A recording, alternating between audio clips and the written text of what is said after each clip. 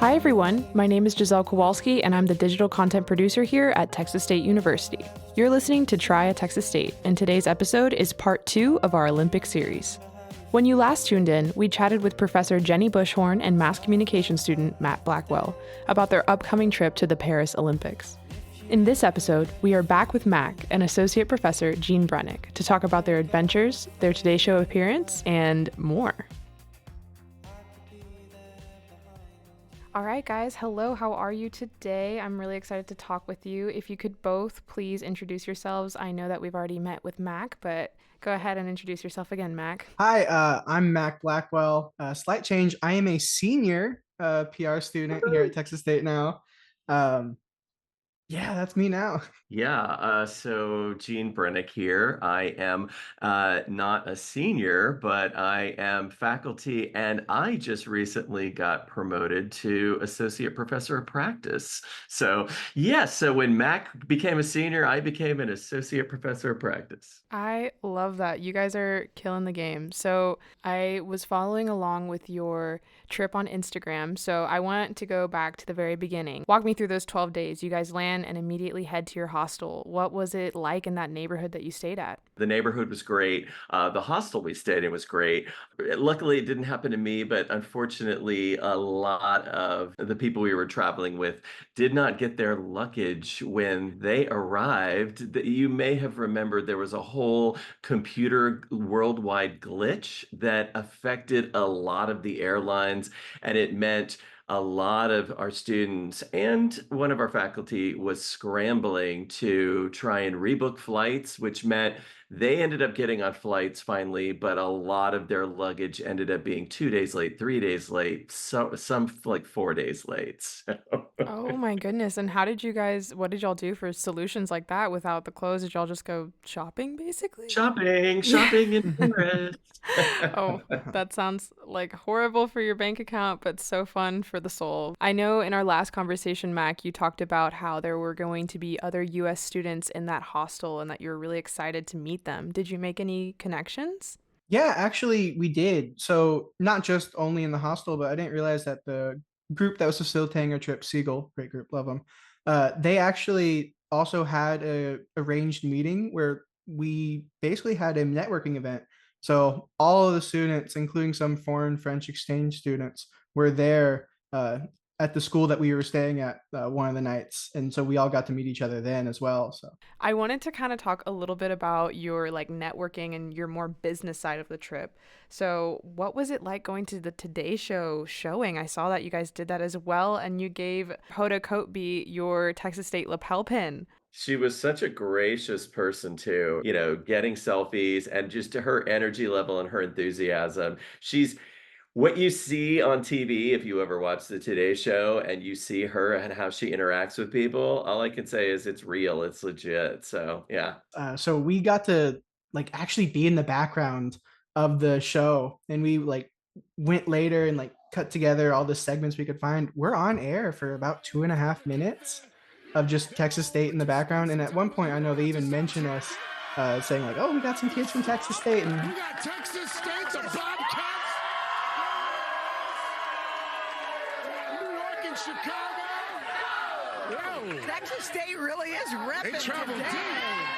we all threw up our signs and we're all like excited. It was so great. That's amazing. What was that professional setting like? Did it give you kind of a taste for what maybe you would want to do in the future, or maybe even if you don't want to do that? What did you think about it?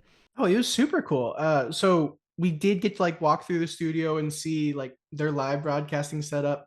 And it's also right next to where one of their like media pins. So we got to see a building that had like 20 reporters with cameras facing them in a line. It's right up against the Eiffel Tower. We got to just watch them kind of produce it, like, headsets in the ears and like, hey, go in five, all the cameras moving. Super cool. And you guys got to experience so many different cultures, and especially with that opening ceremony. So walk me through that. I was watching it along with you back at home. It was a random Friday, and it was really, really interesting. And it was at night, and it was raining. The opening ceremony was a lot of fun. So originally we were supposed to set up, we were set up to watch it in one of the fan zones that they had. It started raining and it was outside. And then the feed started cutting for us. So we all went back to the hostel and we gathered around my laptop because I have Peacock. So we were watching it then. And then one of the Seagull instructors, his name's Max, great guy, came by, saw us, and then was like, "Oh, we can do better than that." And so they opened up the school after hours for us to go watch it in one of their lecture halls, and that was a lot of fun. I missed the USA boat going by. Did you get to see them in person or did you watch it online? No, we saw them on the laptop. So in the corner of the restaurant in our hotel, like the whole group freaked out for like a couple seconds and was like, "Okay, we gotta calm back down. We're in public. We're in public." Did you guys get to meet any of these athletes or see them in person? Me personally, no. I know some of them, some of the other students like sat next to athletes like on the plane and stuff. Right. And so like they Right. got to talk to others. What? Yeah. I was waiting for other flights to come in, and it was really amazing. I got to see everybody deplaning into the main part of the airport, at least in my terminal. And I got to see athletes from all of these different countries, and they were already, they're not necessarily in the gear, the kits that they were going to be wearing for the opening ceremonies, but they were branded already on that flight. And so, we got to see athletes come in from China and from New Zealand, and yes, some from the States. And so pretty amazing. Just already the experience started, right when I landed. It was crazy. In terms of celebrities, we saw a bunch of people, just everyone's there. We saw Wimbyana, and one of the other Spurs basketball players who actually wasn't playing for France. They were playing for us, as they should be, unlike Wimby. We met LaChina Robinson, who's one of the hosts, I think on CBS. Like she's one of the main sports hosts for basketball and for the WNBA. We met her in the airport while we were waiting on Professor Buschhorn's luggage. Professor Buschhorn, thankfully, like recognized her and got us to all take a photo with her. It was great. Wow. What are they like in person? Were they nervous or what was that energy like? LaChina Robinson was like, she's put together. She's professional. She's a sports personality. She knows what she's doing. It was not unfazed. We also came across an actor. I don't remember his name. Jeremy Allen White. I'm a huge You don't fan remember of his hair. name? No, I don't watch TV, so I didn't know who it was. But everyone else on the trip started freaking out. It was like, "Oh my god, is that?" Yeah, and I will say it was kind of funny. So with Jeremy Allen White, he was dressed almost to the T as he does on the show with the white t-shirt. He looked like his character. Where were you when you met him? Our French counterparts who did an amazing job at Seagull, helping us kind of get immersed in the culture. They were doing a walking tour of the Olympic venues. And it just so happened as we were on the day of the opening ceremonies was the day we were doing the walking tour. And that's when we ran into Jeremy Allen White. That is so random for sure. What was that walking tour like? Were those, I feel like those buildings and those event centers must be much larger than life when you're actually there in comparison to what we see on TV.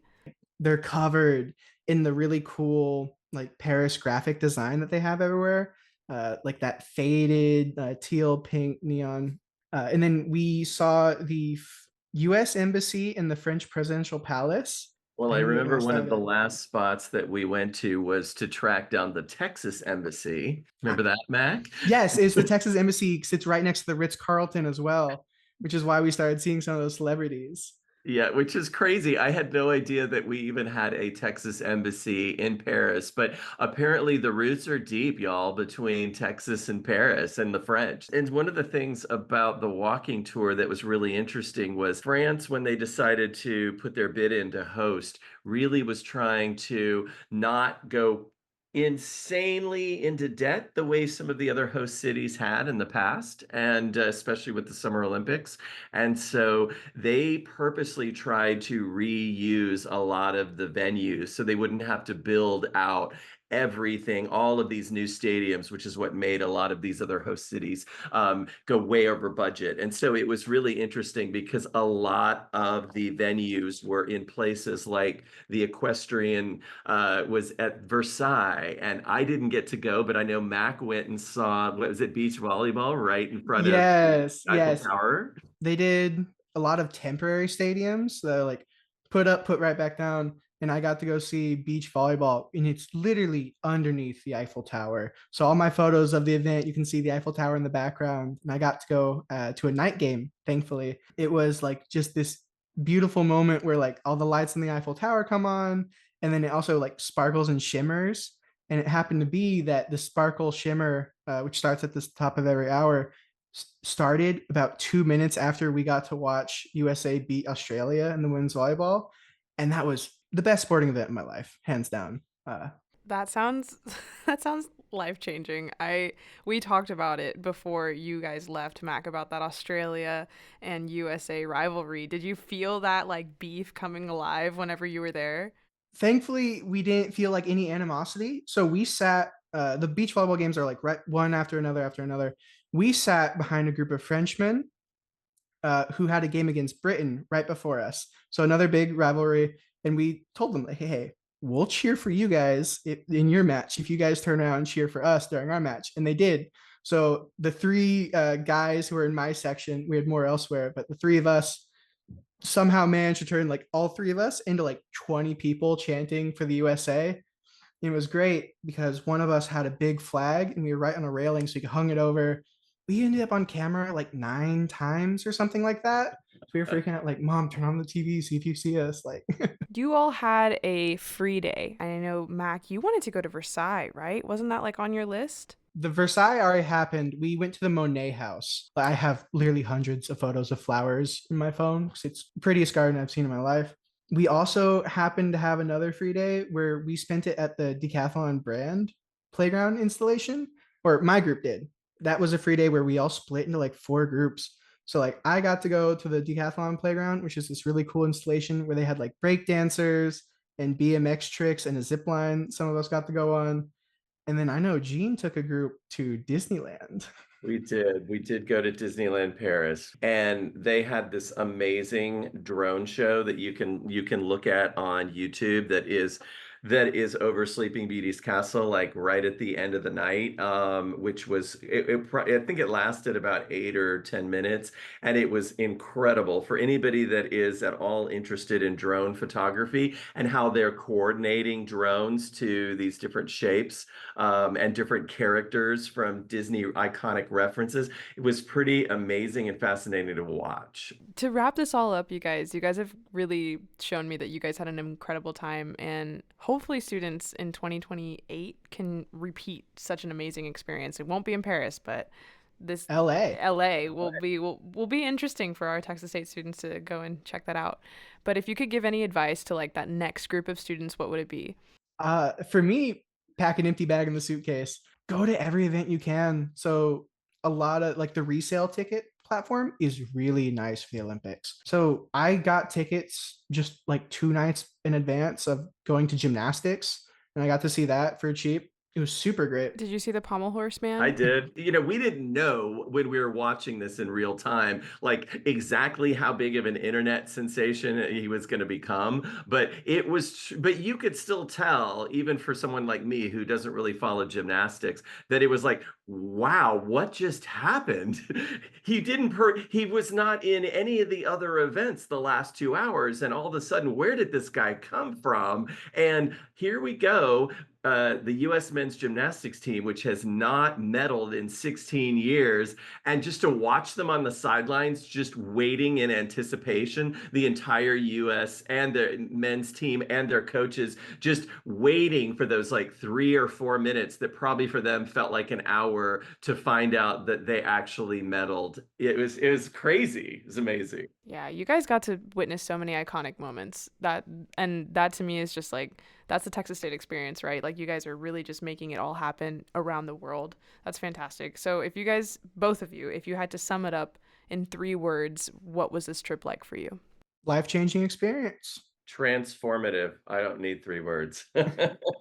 How can someone get involved in this if they want to be a part of it for maybe like the winter or the summer? But study abroad is an amazing opportunity. That's how this Paris Olympics thing happened. And there's going to be a study abroad fair happening that is on our campus that is going to have tables, pretty much advertising all of the upcoming study abroad programs and possibly also some of the study in America programs. And so, they all come with credits as well. Definitely going to the study abroad website, which you can find by putting that in the search bar at Texas State search bar, will give you lots of information. And I know right now they're working towards the 2025 trips that are upcoming. Awesome. Well, thank you both so much for talking to me, and I hope you guys have a great rest of your week. Absolutely. Thank you. This was great. I had a lot of fun. Thanks for having me.